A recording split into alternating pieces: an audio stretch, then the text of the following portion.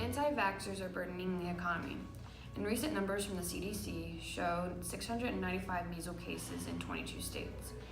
This is the worst it has been in the United States since the disease was declared and eradicated in 2000. A person hospitalized with measles can have hospital bills ranging from $4,000 to $50,000. A Carolina study shows vaccine-preventable diseases among adults cost the economy $9 billion in 2015, with unvaccinated individuals responsible for 80% of those costs. Donald Trump urges people to get vaccinated, and health officials in New York have declared public health emergencies. In other news, the April business survey is in, and it shows slow economic growth in the U.S. The survey results show a steep slowdown after the Commerce Department report on Friday. Employers are facing many difficulties, for example, raising wages, more work training, and audit tasks.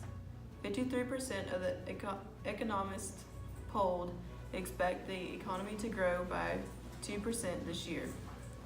The economy grew quickly the first 3 months of 2019 due to a shrink in the trade gap and a growth in company inventories. Businesses increased imports at the end of 2018 out of fear of increase in tariffs against China. More than 52% say there was a shortage of skilled labor. For economists involved in producing goods, 75% said the import taxes were negative. In other news, Trump has been currently escalating a trade fight with China, saying that he will steeply increase all tariffs involving Chinese products. Trump's tweets on his profile are claiming to end any trade deals with China, leaving all Chinese officials involved baffled and starting to become unwilling to negotiate any trade deal offers. Current discussion is still underway between China and the U.S. if more mutually beneficial trade options could still be possible. Trump has been making claims that China's been taking advantage of U.S. trade deals since his presidential campaign in 2016. Trump's advisors are currently trying to convince the president on what would be the most efficient and beneficial decision to handle the trade conflict with China. There is still no solution or agreement made with the U.S. and China as of now. In other news, first quarter growth shows economy has no recession in sight. The first quarter of the year shows the GDP is expected to have grown at a 2.5% pace.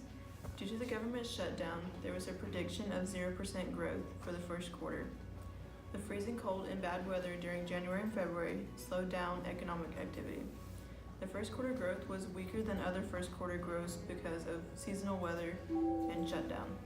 Stanley expects that there will be a 3.3% growth for the second quarter. There is a nice setup for the second quarter due to March blowout sales. Businesses spending is expected to also rise in the second quarter.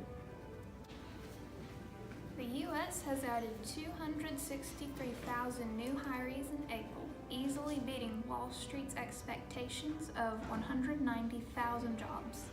The unemployment rate has fell to 3.6% versus the estimated 3.8%, and this has created the lowest unemployment rate since December of 1969. The average hourly earnings growth held at 3.2% over the past year, below the estimated 3.3%.